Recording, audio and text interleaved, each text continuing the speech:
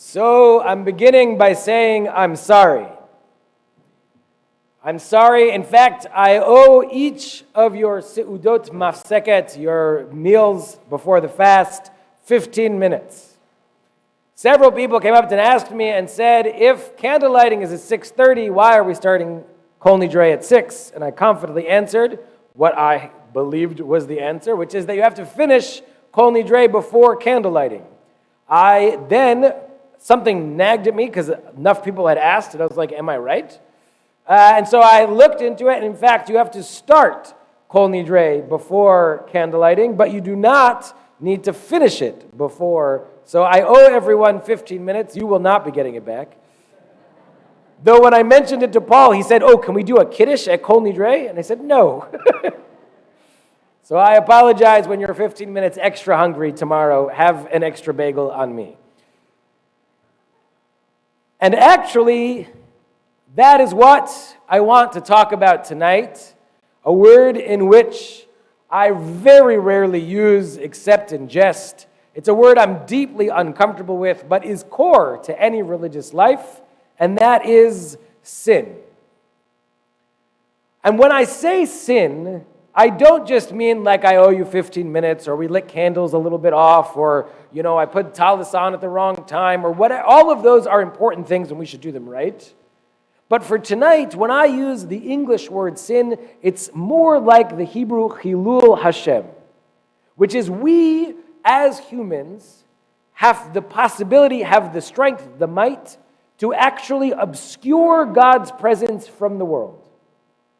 That all of existence is imbued with divinity, with holiness, with that spark of the Creator, and through our actions we have the potential to obscure it. And beyond those smaller infractions that we might call sin, I want to think of three things that we might do, three ways we might ask, ultimately three questions we should be asking ourselves. I call the first one the sin of the white picket fence. The second one is the sin of tomorrow. And the third is the sin of accomplishment. The white picket fence is the American dream. We can all imagine in our heads the idea that we should have our own plot of land, build a life for our family, make sure our children have what they need and can grow and build their own families. That's what it means to be an American. And yet, built in is a certain flaw. The Mishnah Pirkei Avot teaches us about 4 different characteristics. There's one of them I want to focus on. The first one it names is, there are some people that think of the world, sheli sheli v'shalach shalach, meaning what's mine is mine and what's yours is yours. It says, in fact, this is the normal median way of existing, and then it adds a curious comment.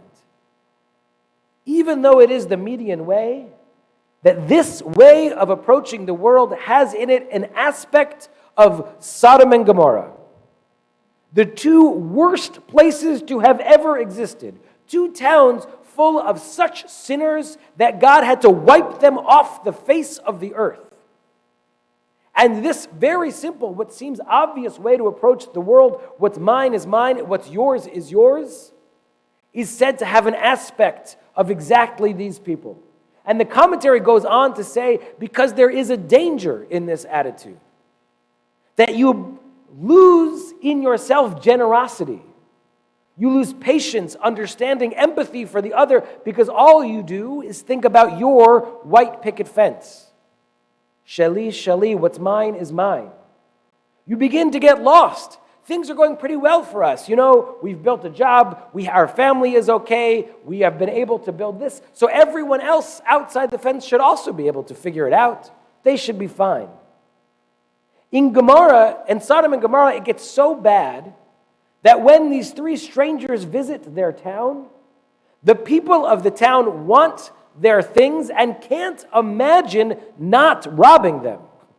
They literally have no concept in their heads, I want that, so I should have it.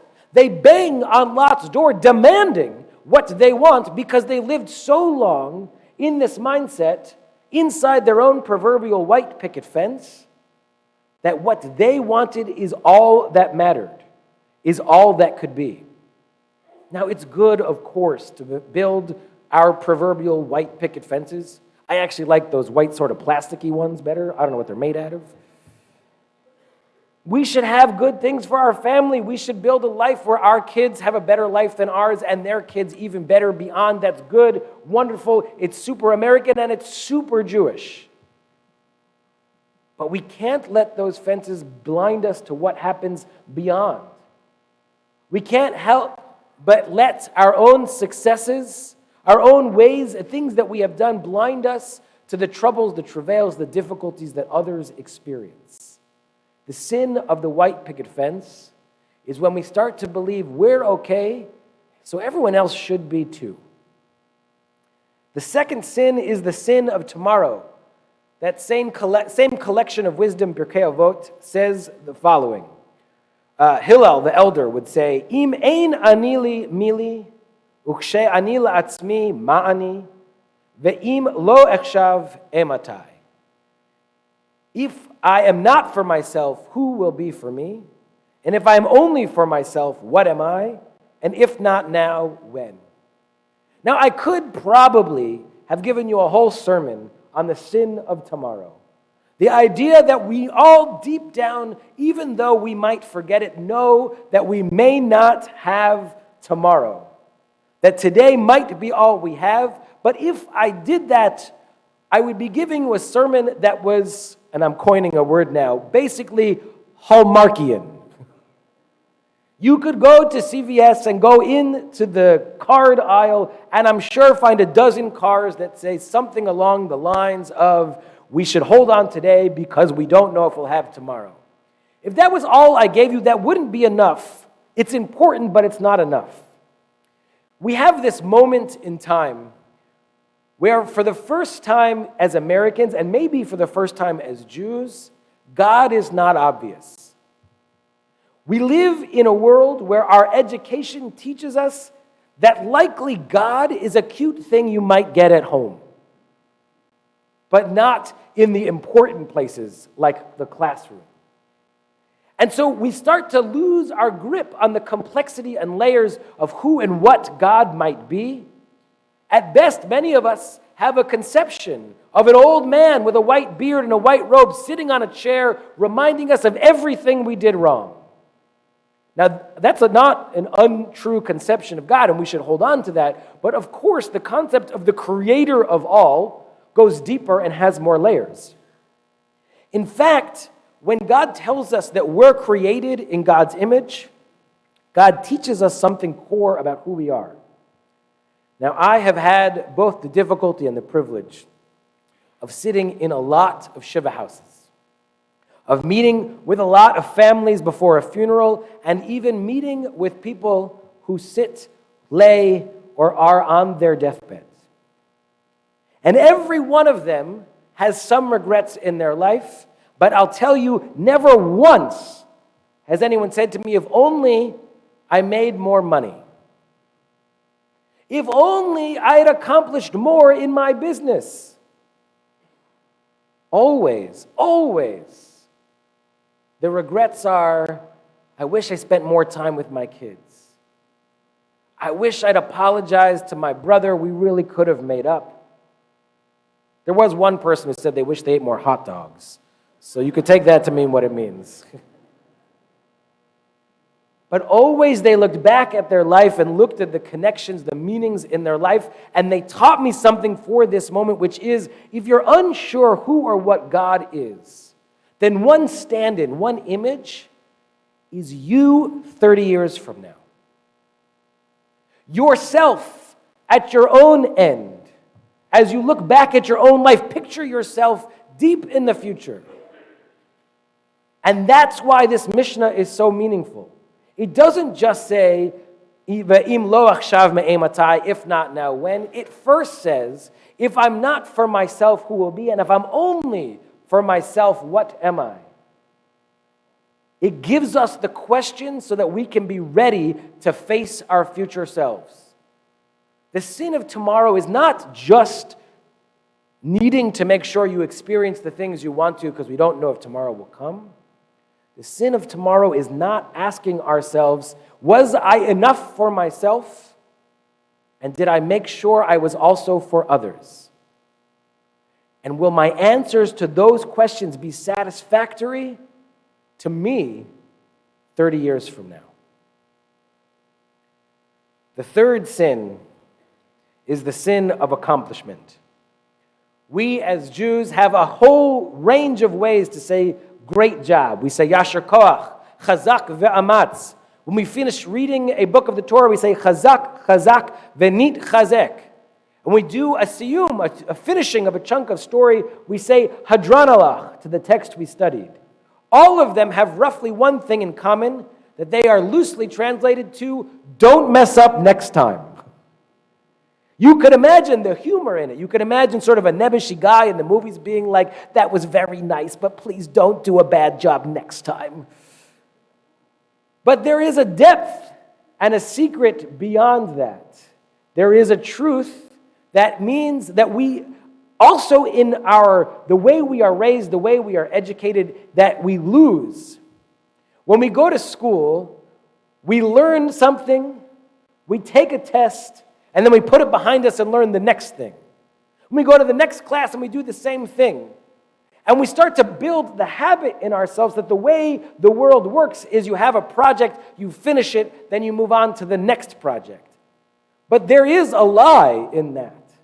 For the real life projects, for the questions about who you are and who you could be, those struggles are eternal.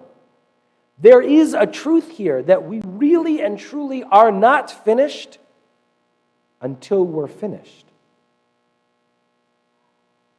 The challenge is that for those parts of ourselves that we're working on, if you, for instance, have an ego, if you're a person who knows that you lend towards the arrogant, you're very proud of yourself, you know you're great at things, and you've been working on it, and someone comes to tell you you're the best X ever, whatever it might be, lawyer, doctor, rabbi, whatever, and you don't just take it in as proof, you say, oh, thank you so much, and you turn it around a little bit and ask them what makes them feel proud. You learn something about them. You act in a humble way. You might think in that moment, I did it. I've found my humility. I'm good. I finished. That's the sin of accomplishment. I guarantee you if that is your challenge, then a week, a month, 2 months later, you'll find yourself in the same situation and you'll slip up. It won't be humility that you show. And the same is true for all of our deep struggles, whether it be anger or vanity. Whatever the thing is inside of you that you hold on to deeply, the sin of accomplishment is thinking that we fixed it, it's done. The challenge is to keep going, to remember the Jewish way of saying congratulations is, I hope I don't mess up next time. This night, when we think about sin, when we hit our chests and say, Ashamnu or Al Chet, I also hope we think of these 3 Chilul Hashems, these 3 ways in which we might obscure godliness in the world. I hope we remember the sin of the white picket fence, to be proud of our accomplishments, but to look out at those who are also in need. I hope we remember the sin of tomorrow and can face ourselves, our future selves, with the answers to the question, was I for myself and was I also for the other? And I hope we make sure not to rest on our laurels, that we remember that accomplishment is one step in the process, and we're not finished until we're finished. I wish us a year not without sin, but a year that faces up to sin and struggles to make tomorrow and today even better than yesterday. Shana Tova. We're now going to rise now for Avinu Malkeinu. Please rise as the ark is open.